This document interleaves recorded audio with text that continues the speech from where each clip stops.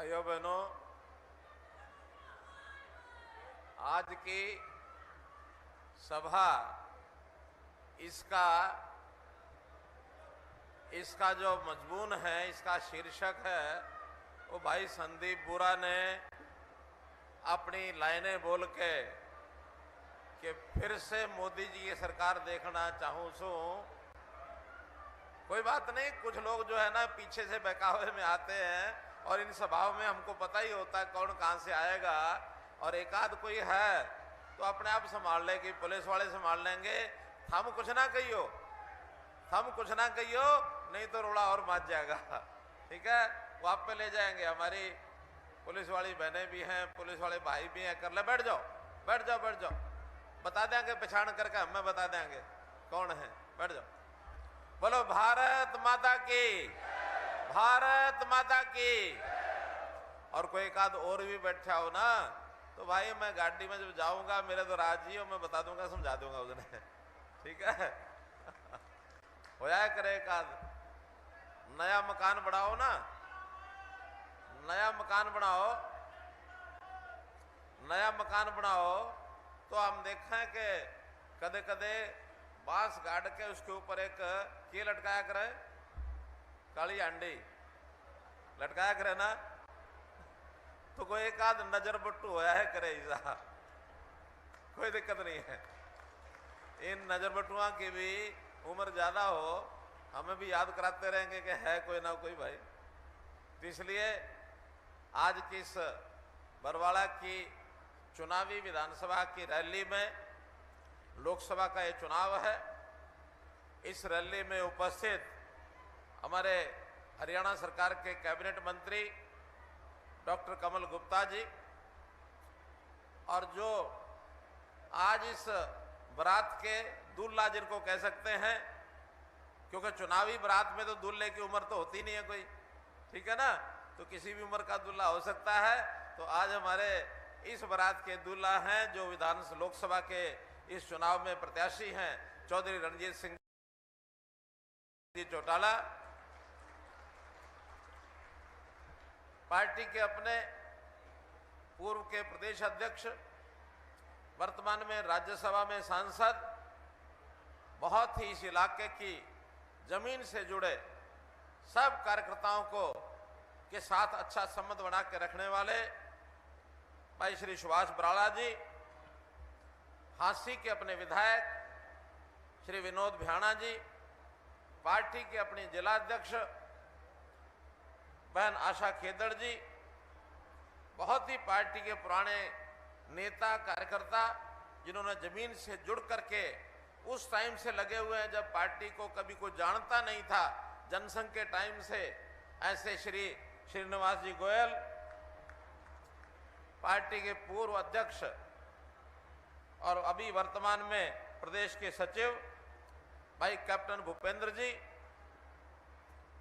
यहां के पूर्व विधायक श्री वेद नारंग जी, इस चुनाव की देखरेख करने वाले चुनाव के प्रभारी श्री अमरपाल राणा जी, जिला के उपाध्यक्ष भाई रणधीर धीरू जी, चेयरमैन हरियाणा सरकार श्री नरेश जांगड़ा जी, मंच पर बैठे हुए और सामने सभा में बैठे हुए हमारे बहनों, माताओं, बुजुर्गों, नौजवान साथियों, पत्रकार छायाकार मित्रों और कलाकार बंधुओं, आज जैसा मैंने बताया कि इस चुनाव की इस सभा में, क्योंकि लोकसभा की चुनाव का बिगुल बज गया है और इसमें ये हम सबको जानकारी है कि भारतीय जनता पार्टी लगभग एक महीने से जब से प्रत्याशी घोषित हुए हैं, लगातार पूरे प्रदेश में और अपने अभियान को चलाए हुए है।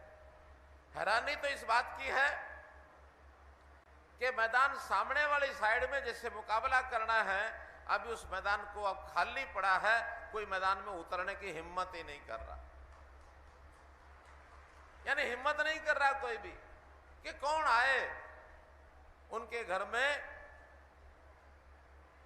जैसे रगड़े झगड़े हैं, जैसे बंदर बांट चल रही है, हर कोई दावेदार है, कुछ जगह तो दावेदार ज्यादा हैं, यूं फैसला नहीं हो रहा, और कुछ जगह कोई इलेक्शन लड़ने वाला नहीं है इसलिए फैसला नहीं हो रहा, ऐसे भी है। तो भाई बहनों, इतना वो लेट हो जाएंगे, हम तो चाहते हैं जल्दी घोषणा करें ताकि मैच में मुकाबला कुछ मजा तो आए। अभी तो एक साइडेड चल रहा है सब, हमको भी पता नहीं है कि सामने वाला क्या बोलेगा, क्या तैयारी करेगा। हम तो आज अपनी बातें तो जरूर कह देते हैं, हो सकता 10-5 दिन में कुछ फैसला करके आ जाएं तो उनको भी देख लेंगे मैदान में। अभी तो इतने लेट हो रहे हैं वो। एक कहावत है कि जब भंडारा होता है ना, अब भंडारे का टाइम होता है, अभी इतने बजे शुरू होगा, इतने बजे खत्म हो जाएगा, और जब भंडारा बिल्कुल आखिरी टाइम पर आ जाए तो जैसे कोई आदमी दौड़ता दौड़ता जाता है, चलो भंडारे में जाके कुछ मिल जाएगा, तो भंडारे में गया, देखा पूरी खत्म, इधर उधर झांकता फिर रहा, कुछ नहीं मिला। थोड़ी देर में वो बाहर आया तो जो चप्पल उतार के वहां गया था, अब वो चप्पल गायब हो गई। अंदर पूरी खत्म, बाहर चप्पल गायब। अब बड़ा परेशान है, फिर भी मुच्छों को ताव दे के आता है कि मैं देखूंगा, इस बार ये करूंगा, और साथ में कहता बड़ा भंडारे में गया था, बड़ा मजा आ गया, लड्डू खाए, जलेबी खाई, पूरी खाई, और मुच्छों को ताव देते हुए और चौपड़ते हुए बाहर निकलता बोर मारने वास्ते और लोगों को बहकाता है। मेरा कहना है कि भाइयों रुक जाओ। नाई पर बाल कटाने को गया, नाई पर पूछ जा मेरे बाल कितने बड़े बड़े हैं, बोले जजमान थोड़ी देर रुक जा, तेरे सामने आ जाएंगे, है ना। तो भाई ये 4 जून में इनके मुच्छों का ताव सब पता लग जाएगा कि कुछ खाने को मिला ही नहीं, ना अंदर ना बाहर, सब लुट गए। तो भाइयों, ये लुटने वाले लोग बहुत देश को पहले लूटा, इन्होंने जनता को लूटा, और आज भी जो चाहते हैं किसी तरीके से मुझे टिकट मिले और मैं फिर बाद में पहले अपनी पार्टी को लूटूं, जनता को लूटूं, फिर देश को लूटूं, इस प्रकार के लुटेरों के साथ अपना जो है इस समय मुकाबला होने वाला है। हम आज ये सोचेंगे कि पिछले 10 साल से इस देश में नरेंद्र मोदी जी राज कर रहे हैं। पिछले 9.5 साल से हरियाणा की अपनी सरकार आपके आशीर्वाद से और ये चल रही है। हमने इन 10 सालों में क्या क्या काम किए हैं, बहुत हमारे पूर्व वक्ताओं ने बता दिए आपको सामने। हमारे सुभाष बराड़ा जी ने बता दिए, बिहाना जी ने बता दिए, सुरेंद्र पूनिया जी ने बता दिए, अमर चौधरी रणजीत सिंह जी ने भाषण दिया, उन्होंने अपने बता दिए। इन सब कामों को गिनवाना हो तो घंटों लग जाएंगे, लेकिन मैं तो आपको जो मर्म की बात है वो बताऊंगा। मर्म की बात यह है कि 10 साल पहले जो सरकार का सिस्टम था वो गला सड़ा सिस्टम था, लोगों की तकलीफें बढ़ाता था, लोगों को सुख शांति की तरफ नहीं लेके जाता था, भ्रष्टाचार का बोलबाला था, हर किसी का हाथ दूसरे की गोद में होता था कि इसकी गोद में कुछ काट लूं, अपनी गोद में डाल लूं, फिर और कोई आता था फिर इसकी जो गोद में हाथ डालता था, इसके निकाल के कहीं और ले जाता था। ये बंदर बांट चलती रहती थी। हमने आने के बाद करप्शन के ऊपर और प्रहार किया, भ्रष्टाचार को खत्म करने के लिए सिस्टम खड़े किए और लोगों को कहा अब किसी को पैसा देने की जरूरत नहीं है। आज भी भय लगता लोगों को कहीं ऐसा ना हो कि पैसा अगर नहीं दूं तो मेरा शायद काम ही ना हो। अब लोगों को भरोसा हो गया है कि पैसा देने की जरूरत नहीं है, काम होगा तो अपने आप होगा, घर बैठे होगा, घर बैठे होगा। अपने यहां कहते हैं, एक शब्द प्रयोग करते थे कांग्रेस के राज में, बीबीसी। क्या कहते थे? बीबीसी। बीबीसी का मतलब निकालते थे, बी माने बदलियां, बी अगला बी माने भर्तियां, और सी माने सीएलयू। ये एक उद्योग था, इंडस्ट्री थी करप्शन की, भ्रष्टाचार की। बदली कराने भी को जाता था तो पल्ले में 10-20 हजार रुपया बांध के ले जाता था कि चल चंडीगढ़ चलें। कोई दलाल को पकड़ते थे, गाड़ी लेके जाते थे, चल भाई मेरा ट्रांसफर करा के दे, वो भी ले जाता था खुशी खुशी। वहां जाने के बाद 2-4 दिन होटल में रखता था, गाड़ी के पैसे भी बदली वाला ये देता था कि मैं तेरा तेल भी भरवा दूंगा, तेरी गाड़ी का किराया भी दे दूंगा। वहां होटल का खर्चा देता था और खाने का देता था, पीने का भी देता था।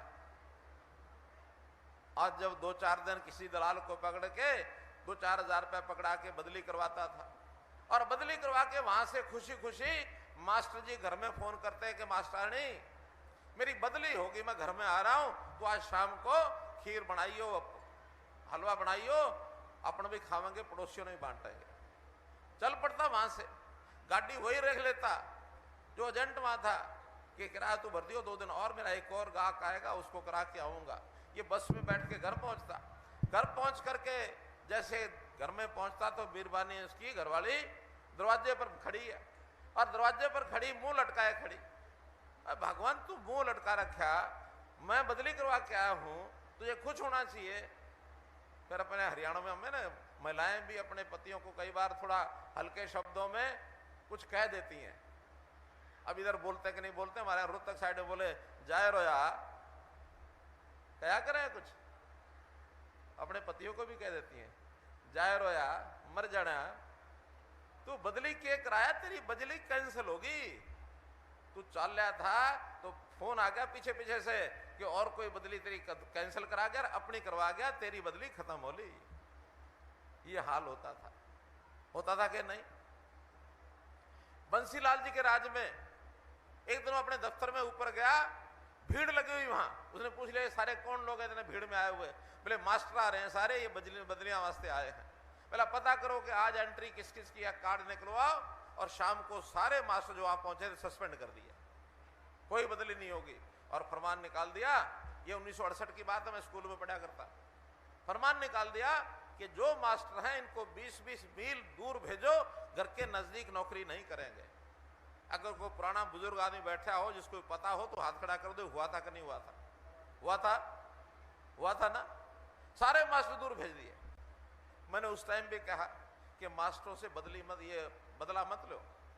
मास्टर जो है ना हमारे लिए बहुत ऐसा आदमी होता है, बच्चों के जीवन को यानी संवारता है, अच्छे नागरिक बनाने के लिए उसको पढ़ाता है, उसके जीवन में बहुत कुछ देता है। मास्टर आदरणीय है ना जी, बिला सड़का के मोड़ और मास्टरा की मरोड़ काट के छोड़ूंगा, ये कहा था ना। मैंने कहा कि नहीं एक पॉलिसी बना लेते हैं, नहीं मानने, केवल वो नहीं माने ऐसा नहीं है। हमारे हिमाचल प्रदेश के धूमल जी के सामने भी मैंने रखी बात 2007 में ना जी, फिर हमारे एमएलए और मंत्री इसको मानेंगे नहीं माने। और 2014 में आने के बाद मैंने अपने शिक्षा मंत्री को बुला के कहा कि मास्टरों की तकलीफ इसमें है, इस तकलीफ को दूर करना है। ऑनलाइन ट्रांसफर की पॉलिसी बनाई, लागू की, 95% अध्यापक इससे खुश हुए कि हमें जो अपना मनचाहा स्थान मिल गया जहां हम जाना चाहते थे। आज कोई मास्टर किसी नेता के पास, मंत्री के पास, मुख्यमंत्री के पास बदली लेके नहीं आता। उसको पता है सीनियरिटी, योग्यता, उसको देख करके अपने आप हो जाएगी। हर साल अप्लाई करता, हर साल अपने घर के नजदीक पहुंचता। जो रिटायरमेंट के नजदीक है वो अपने घर के स्थान पर पहुंच जाता है। जरूरत तो उसको ज्यादा है, बुजुर्ग है या कोई बीमार है या हमारी बहन माता कोई भी उसको तकलीफ है, हमारी कई दिव्यांग बहनें भाई हैं उनको नजदीक चाहिए, कुछ विधवा हैं उनको नजदीक चाहिए। तो इसलिए सब सिस्टम बना करके हमने ट्रांसफर पॉलिसी पहले मास्टरों की थी, अब हरियाणा के सभी 4 लाख कर्मचारी इस सिस्टम से अपने घर के नजदीक आते हैं। भाई घर में आएगा, काम ठीक करे, काम ठीक नहीं करे तो एक्शन करो, लेकिन बदला निकालो, राजनीतिक बदला कि इन कर्मचारियों के हाथ में हम थैला पकड़ाएंगे और ये भी हमारी भीड़ को इकट्ठा करेंगे, भीड़ लाएंगे, हम कभी नहीं कहते। हम कहते हैं हमारी रैली में हमारा जो पार्टी का वर्कर है, पार्टी का जो नेता है, वो जनता को लेकर के आए, अपनी बात बताए। जनता को हमने असली बात बतानी है, बहकाना नहीं है। तो भाइयों बहनों, हमने एक बताया। फिर दूसरा नौकरियों का विषय, ये नौकरियां भी बिकती थी और ये बिक्रियों का हिसाब किताब तो आपको पता ही है। एक मुख्यमंत्री को तो 10 साल जेल काटनी पड़ गई नौकरियों के बिकने में। 10 साल जेल काटी है।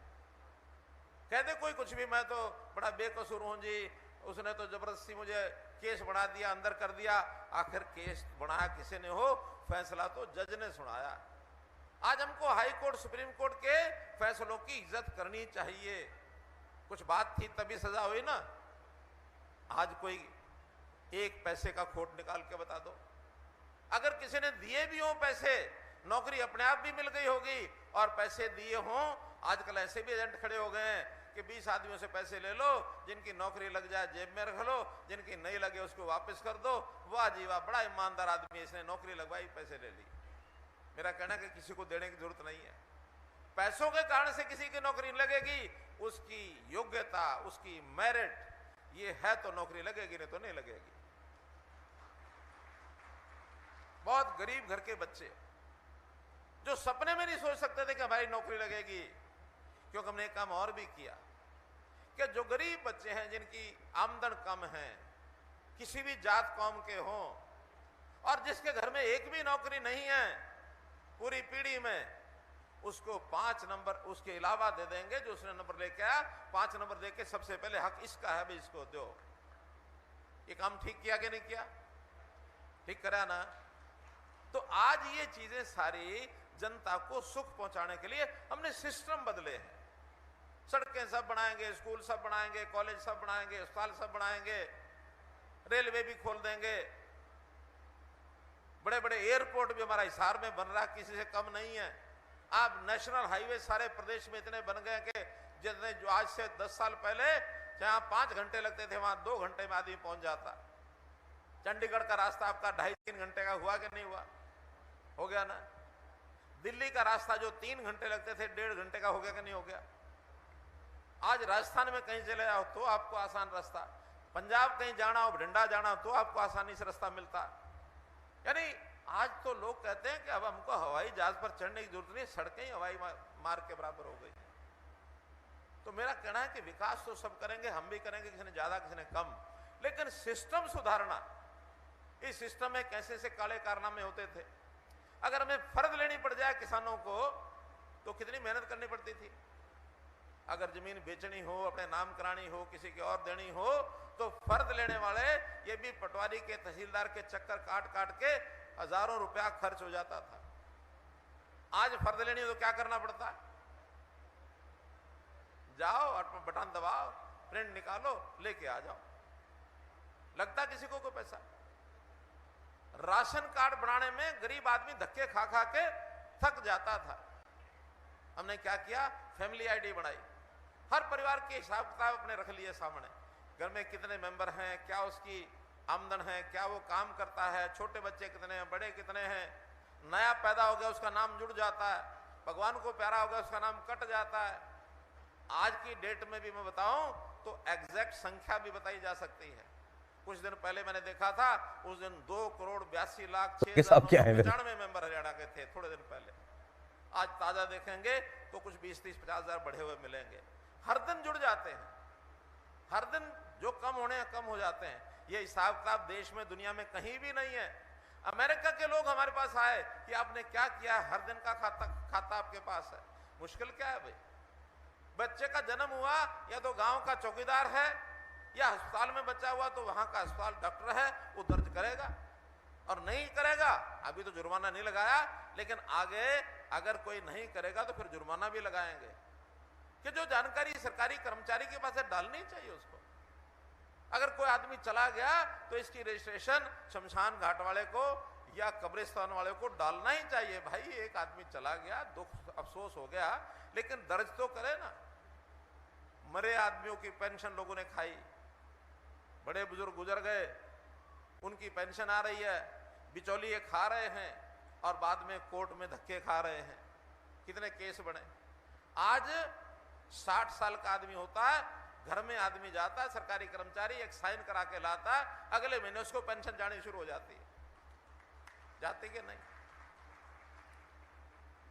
ना अर्जी, ना दस्तावेज, ना दफ्तर जाना, ना कुछ और करना। अब केवल जो पुराने ढर्रे पर चीजें चल रही थी, ठीक है, जरूरत होती है, बुजुर्ग को भी होती है, हमारी विधवा बहन को भी होती है। मुझे किसी ने कहा, असेंबली में एक एमएलए ने कहा कि भाई हमारी बहनें दुर्भाग्य से विधवा हो जाएं तो उनको पेंशन मिलनी चाहिए, मिलती है। लेकिन अगर कोई भाई जिसकी घरवाली गुजर जाए, उसके छोटे बच्चे होते हैं, उसको भी पालने पड़ते हैं, उसको जरूरत है कि नहीं मदद की?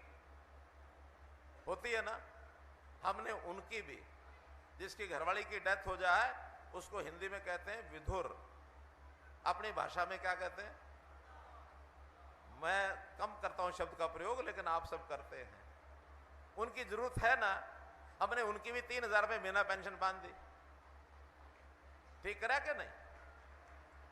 बहुत ऐसे हमारे साथी हैं जिनका किसी कारण से ब्याह नहीं होता, एक उम्र के बाद उनका समाज में थोड़ा सा इज्जत कम हो जाती है। हमने देखा, मैं गांव का रहने वाला हूं, थोड़ी इज्जत कम होती है। हाँ, जो अपने आप ना कराए उसकी इज्जत बढ़ती है। हमारे साधु सन्यासी बहुत हैं ऐसे, मेरे वर्गे भी बहुत हैं, उनकी तो इज्जत बढ़ती है। लेकिन जिसकी ना हो किसी कारण से, उसको लोग कहते हैं ये तो भाई इसका नाम भी वही है जो पहले ले रहे आप। अब इसकी इज्जत भी बढ़ानी है, इसकी इज्जत बढ़ानी है तो अगर पेंशन लगाएंगे इसकी इज्जत बढ़ेगी ना। हमने 45 साल की उम्र तक अगर शादी नहीं होती है तो उसकी भी, चाहे महिला हो चाहे पुरुष हो, उसकी भी पेंशन लगा दी। समाज में अच्छा वातावरण गया ना, तो ये बातें हमारी पिछली सरकारों को क्यों ध्यान में नहीं आई? ध्यान करनी चाहिए। प्रधानमंत्री जी ने गरीबों का, महिलाओं का, युवकों का बहुत ध्यान रखा है। हमारी माताएं बहनें घर में रसोई के अंदर जब गैस चूल्हा नहीं होता था, लकड़ी पर गोस्से पात के आग जला के रोटी और दाल कड़ी बनाती थी।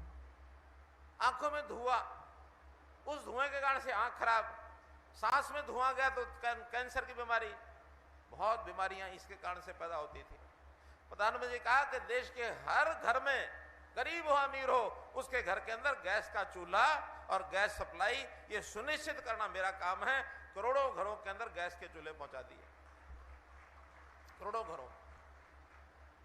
आज लकड़ी भी बच गई। हमने तो सबसे पहले 2015 में एक और काम किया था, और सबसे पहला प्रदेश था, आज तो लोग शायद भूल भी गए कि ये काम भी हमने किया था। ये जो केरोसिन का ऑयल होता था, मिट्टी का तेल, टैंकर के टैंकर भर के आते थे और जा करके इसकी नोजल जो पेट्रोल पंप की टंकी होती थी उसमें लगा देते थे, उसमें डाल देते थे। गाड़ियों के इंजन खराब, चाहे स्कूटर हो, कार हो, ट्रैक्टर हो, ट्रक हो, सबके इंजन खराब होते थे कि नहीं? और किसी को मिट्टी के तेल की जरूरत नहीं थी। हमने आते ही कहा कि केरोसिन फ्री हरियाणा होगा। हरियाणा का नाम देश में, दुनिया में कहा, कोई स्टेट ऐसी भी है मिट्टी के तेल को बंद कर दिया। किसी को तकलीफ आई? आज किसी ने कोई बोतल मिट्टी के तेल की देखी? कभी नहीं देखी। कोई जरूरत नहीं, केवल एक ही जरूरत पड़ती थी, ये लोभी लालची लोगों को भ्रष्टाचार करके तेल में मिलावट करो, इसलिए मिट्टी का तेल काम आता था। आज वो बंद किया, करोड़ों रुपए बच गए।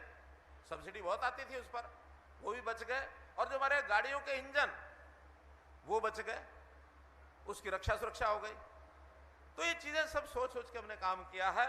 हमने किसानों के लिए बहुत किया, किसानों की हर तकलीफ। आज हमारे कुछ किसान नेता लगे रहते हैं, हमारा ये बात मानो, हमारी ये बात मानो, हमारी ये बात मानो। हम कहते हैं देखिए, जिसको सारे समाज को भला हो जाए वो सारी बात मानेंगे, लेकिन अगर कोई बात बिल्कुल अड़ियल अड़ के बैठ जाओगे और जो करना संभव नहीं है, उसके लिए थोड़ा सा टाइम दो, शायद कोई रास्ता निकल आए, कोई रास्ता निकल आए। कई बार भले के लिए बात की जाती है, लोगों को समझ नहीं आती, विरोध शुरू कर देते हैं। भाई थोड़े दिन इंतजार करना चाहिए, देखना चाहिए। यहाँ व्यापारी भाई कितने बैठे हैं, जरा हाथ खड़े करो, जो दुकानदार भाई हैं।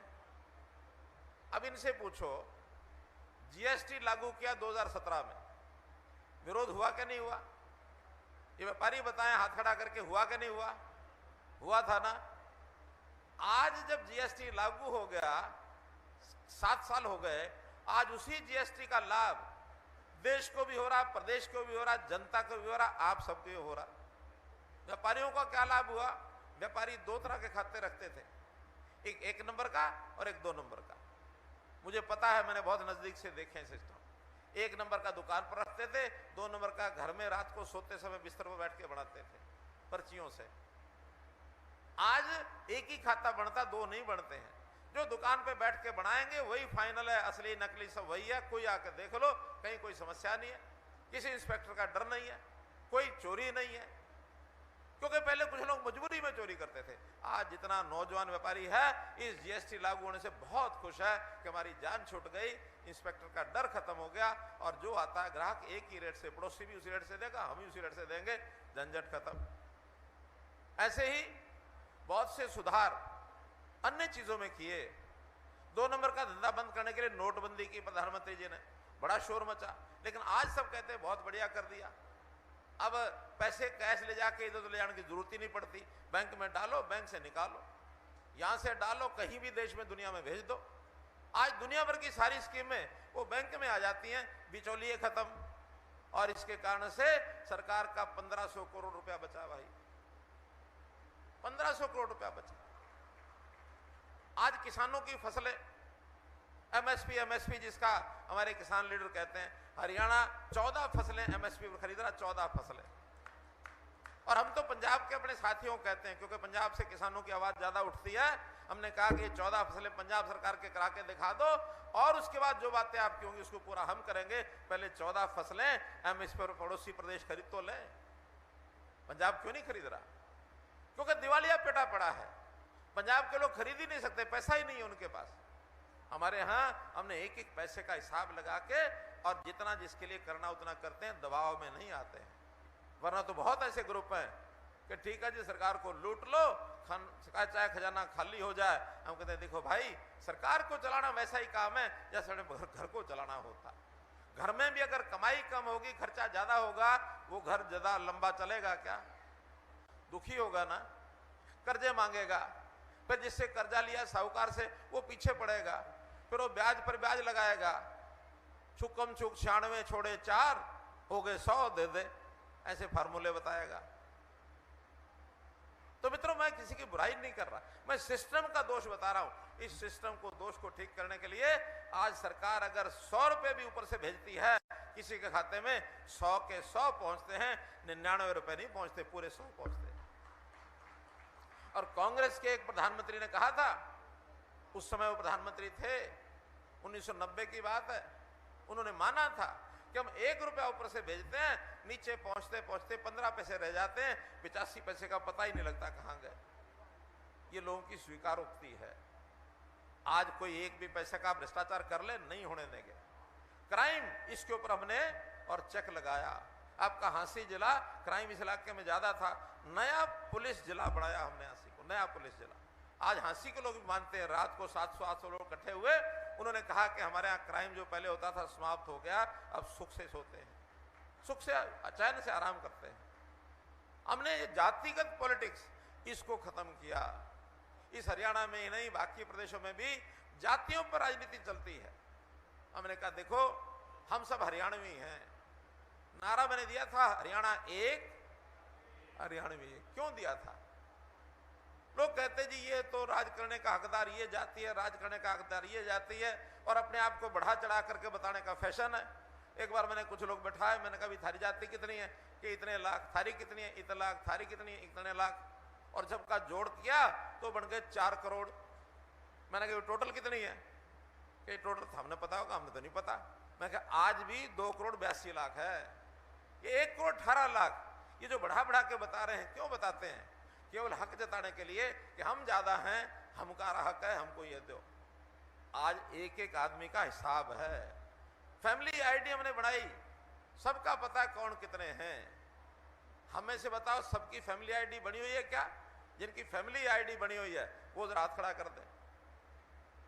हमारी बहनें कुछ को समझ में नहीं आया, फैमिली आईडी जिसकी बनी हुई है वो हाथ खड़ा कर दो। सब हैं लगभग सब। परिवार पहचान पत्र जिसको कहते हैं।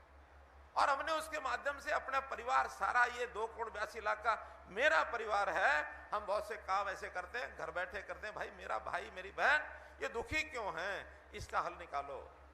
और हमको समय समय पर थोड़ा सा खुश रहने का अवसर भी पैदा करते हैं। जिस दिन इसका जन्मदिन हो जाए, मेरा ऑफिस उनको बधाई का संदेश भेजता है। आप लोगों में से कभी किसी को भाई संदेश मिला बधाई का फोन पर? इतने सारे लोगों को मिला। बहुत लोगों को तो इसलिए नहीं पता लगता आया कि नहीं आया, वो अपना फोन नंबर भी पोते का दे देते हैं, भाई का दे देते हैं, पड़ोसी का दे देते हैं, अपना फोन नंबर देते नहीं है या देखते नहीं है। इसलिए संदेश तो सबको आता है, लेकिन कुछ को पता लगता है, कुछ को नहीं लगता। तो भाइयों बहनों, मेरा ये कहना है कि हम लोग हर व्यवस्था को बहुत ही तरीके से कर रहे हैं। हमारे बिजली मंत्री, ऊर्जा मंत्री अब उनका नाम हो गया, चौधरी रणजीत सिंह जी स्टेज पर बैठे। पिछले 9.5 साल में 4.5 साल तो इनकी ही देखरेख में हो रहा, उससे पहले मैं स्वयं पावर मिनिस्टर था। हमने एक एक चीज को ठीक किया। हमने कहा देखिए 24 घंटे बिजली देना ये हमारा काम है, हमारा फर्ज है। कोई प्रदेश अपने घरों में 24 घंटे बिजली नहीं दे रहा। आज हम 6500 गांव में 5800 गांव के अंदर हमने 24 घंटे बिजली सुनिश्चित कर दी, सुनिश्चित कर दी। हमारी बिजली की कंपनियां प्रॉफिट में आ गई हैं। रेट बढ़ाए नहीं है, बल्कि कुछ चीजों में रेट हमने कम किए। गौशालाओं का रेट 7 रुपए यूनिट होता था, अब हमने 2 रुपए यूनिट कर दिया। छोटी इंडस्ट्री, उसका रेट 4.5 रुपए होता था, उसका 2.5 रुपए कर दिया। पिछले 9 साल में हर चीज के दाम बढ़ रहे हैं, बिजली का रेट हमने नहीं बढ़ाया। सुनिश्चित किया कि 24 घंटे बिजली मिले। हमारे कुछ साथी आके बहकाएंगे, क्या कहेंगे, हम बिजली का रेट मुफ्त कर देंगे। अरे भाई, दोगे कितना? पूरी बिजली चाहिए, मुफ्त दे के करेंगे कि बिजली नहीं आई तो क्या करेंगे? वो कहते हैं कि हम तो यानी उल्टे सीधे जो पैमाने करने करेंगे। हमने सब्सिडी, किसान की बिजली का बिल सरकार भरती है। आज भी 6000 करोड़ रुपया बिजली का किसानों का बिल ये सरकार भरती है। बिजली के बिल का कोई पैसा लिया नहीं जाता, सिर्फ 10 पैसे यूनिट या 25 रुपए आस पास है कि नहीं है? ये हरियाणा में ही है। यूपी में बिजली के बिल आते हैं किसानों के, राजस्थान में बिजली के बिल आते हैं। अगर किसी को पता करना तो कर लो, यहां नहीं आते हैं। किसानों की फसल मंडी में जाए, जो रजिस्टर कर देगा वही हाथों हाथ उसका प्ले करके और नगद पैसा किसान के खाते में जाता है। पहले सीधा पैसा आता था क्या? कहां आता था? आड़ती खाते में जाता था। हमारे घर में ब्याह आ गया, हम जाते थे आड़ती के पास, भाई मेरा हलवाई करवा दे, भाई मुझे कपड़े लत्ते वो खरीदवा दे, मुझे बेटी की शादी में फर्नीचर देना वो दिलवा दे। सब जगह उसकी पर्ची चलती थी, हमारे हाथ में आना नहीं आता था। आज क्या हुआ है? आज किसान के खातों में लाखों रुपए आता है। और अब तो भाई मंडी के आड़ती को जरूरत पड़ जाए तो किसान के पास दौड़ा दौड़ा जाता है कि भाई साहब आपके खाते में कुछ पीसा पड़ा हो तो मने दे दे। किसान कर्जा देता है आड़ती को। बोले ये बात ठीक है कि नहीं? जिनको लगती है ठीक है वो जरा एक बार जोरदार ताली बजा के दिखाओ। ठीक बात का हुंकारा भी भरो।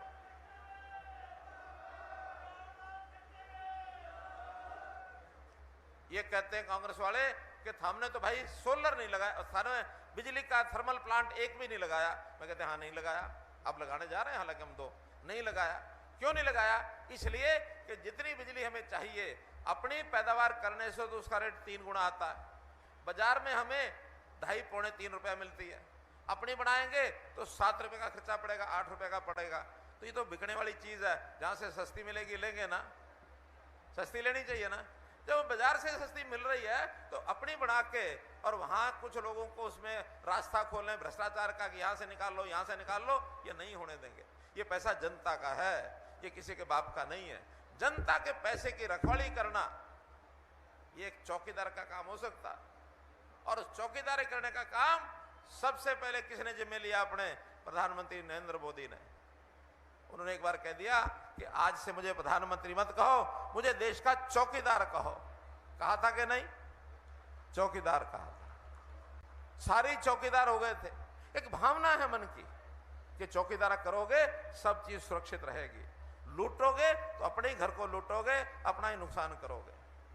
ऐसे ही एक बार उन्होंने कहा मैं प्रधानमंत्री नहीं हूं, मैं प्रधान सेवक हूं। हमने राजनीति सेवा के लिए की है, हमने राजनीति को भोगने के लिए, सत्ता भोगने के लिए नहीं होती, सेवा करने के लिए होती है। त्याग और समर्पण का भाव ये मन में होना चाहिए।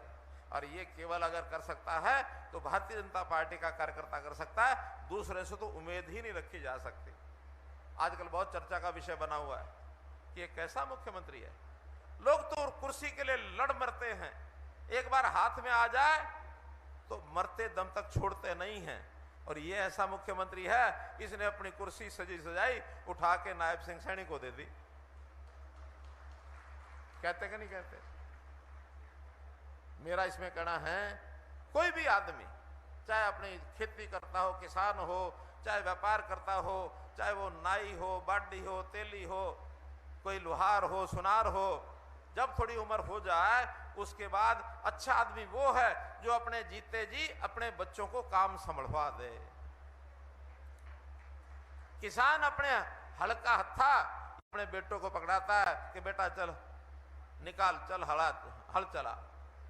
ये ध्यान रखियो, कदे जो फाड़ी है ये बड़द के पैर में ना लग जाए। थोड़ी देर साथ साथ चलता, दोनों पकड़ के चलते हैं, फिर किसान छोड़ देता, फिर उसका बेटा उसको चलाना सीखता। घर में बहू आती है, सास उसको काम सिखाती है, साथ बैठती है कि बेटी अच्छा काम कर ले, यूं सीख ले, झाड़ू यूं लगा दे, रोटी यूं पो दे, सब्जी यूं बना दे।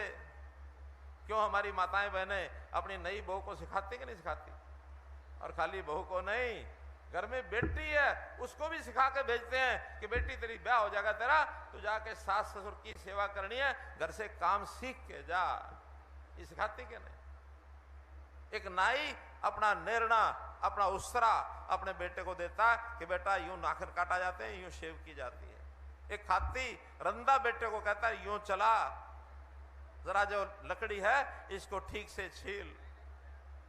लोहार जो है वो अपनी छेनी, अपनी हथौड़ी ये उसके हाथ में देता, कैसे लोहे को पीटना है ये उसको बताता। और अगर हमने भी अपने रहते रहते अपने साथी को मुख्यमंत्री बना करके उसको सिखाने का काम कर रहे हैं, हमने कर ही दिया है। कर क्यों दिया? 1995 में मेरा साथी है वो, 95 से लेकर के और अब 2024 तक हम साथ रहे हैं।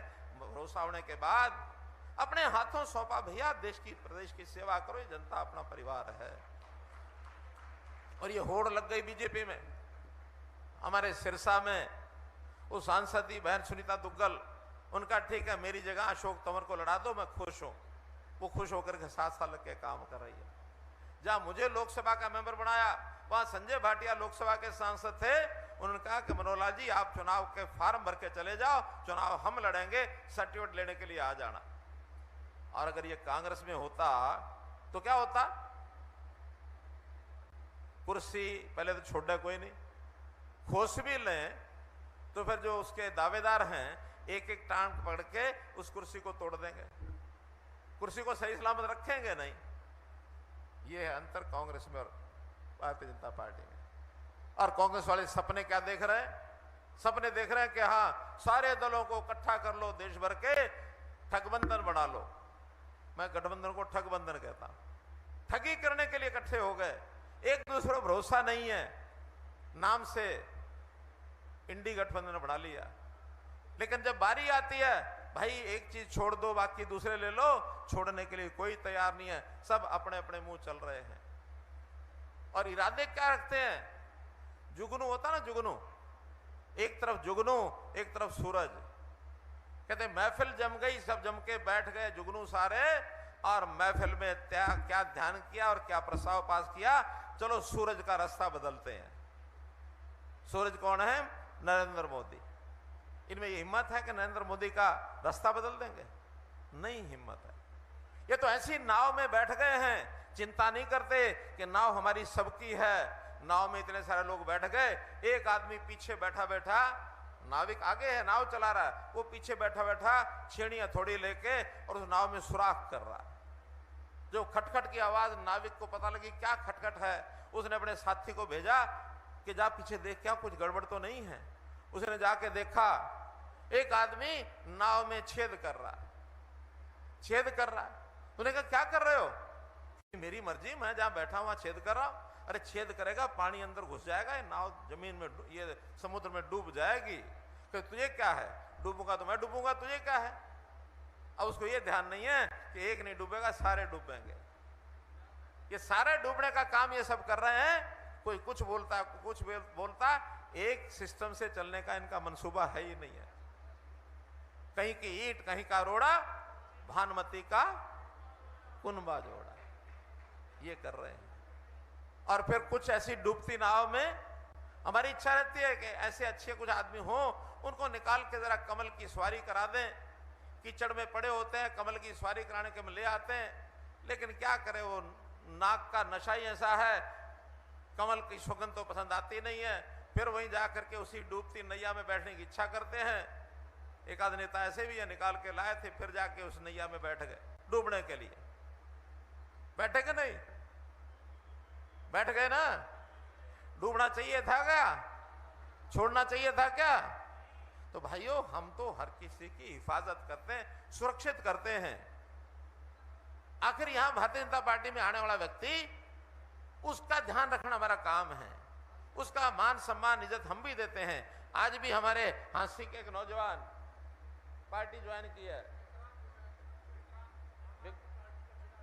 आम आदमी पार्टी का जनाध्यक्ष विक्रांत गोयल। मैं आश्वासन देता हूं विक्रांत गोयल को कि जो हमारे यहाँ सम्मान पुराने आदमी को मिलता है उतना ही सम्मान हमारे नए आने वाले विक्रांत गोयल को मिलेगा, उसमें कमी नहीं आने देंगे। तो भारतीय जनता पार्टी समुद्र है। भाई बहनों, आज के समय इतनी एक बात आपको कह करके अपनी बात समाप्त करूंगा। हाँ हमारे विक्रांत जी प्रसन्न रहो, चिंता मत करो, ठीक है।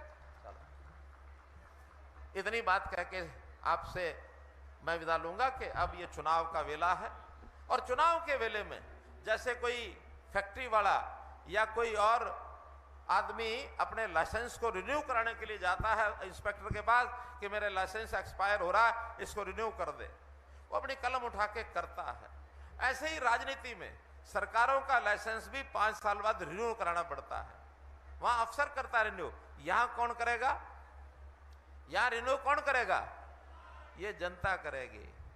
रिन्यू करने के लिए तैयार हो बहने हमारी? रिन्यू हमारा लाइसेंस रिन्यू करने के लिए, मोदी जी का लाइसेंस रिन्यू करने के लिए तैयार हो? तैयार हैं। अगला विषय कि रिन्यू तो 272 सीटों में भी हो जाएगा क्योंकि मेजोरिटी में 272 चाहिए, रिन्यू तो हो जाएगा। लेकिन एक है खाली शाही से रिन्यू करना और एक है सुनहरी शाही से रिन्यू करना, सोने का गोल्डन रिन्यूअल जिसको कहते हैं। हम चाहते हैं मोदी जी का गोल्डन रिन्यूअल करना है और गोल्डन रिन्यूअल तब होगा कि जब अब की बार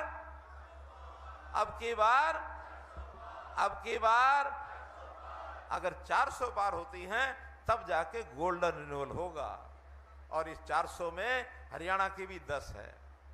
अब हरियाणा में 10 सीटें पिछली बार भी हमने जीती थी। मेरा पूरा विश्वास है, हमने मोदी जी को गारंटी दी है कि हमारी 10 की 10 सीटें हम जीतेंगे।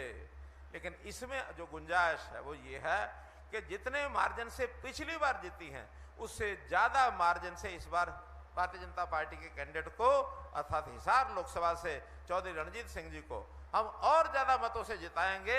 ये बात भी आपकी ओर से गारंटी चाहिए। गारंटी देंगे? तो इसके लिए आज ही जुट जाओ। अपना वोट, अपने परिवार के लोगों का वोट, अपने पड़ोसी का वोट, रिश्तेदार का वोट, हमारे साथ काम करने वाले वो लोग वो वोट, जहां तक हमारी पहुंच है हरियाणा में वहां तक सभी 10 लोकसभा सीटों में अपना अपनी जगह रह के काम करो। बहुत लोग मुझे कहते हैं मैं करनाल आ रहा हूं जी। मैंने कहा भाई जहां करनाल में काम करने वाले लोग हैं, आप भी जिस लोकसभा में हैं, हिसार में हैं, तो हिसार में भी काम करना है। जो जहां है वहीं काम करे, वही भारतीय जनता पार्टी का समर्थन होगा। और मैं भारतीय जनता पार्टी के लिए दिन रात काम करता हूं। ठीक है, करनाल से मुझे टिकट मिली है, वो तो जीतना ही है, लेकिन हरियाणा की 10 की 10 सीटें जीतनी हैं। इस संकल्प के साथ हम मैदान में उतरे। यही बात करते हुए मैं अपनी बात को समाप्त करता हूं। बहुत बहुत धन्यवाद, बहुत बहुत आभार।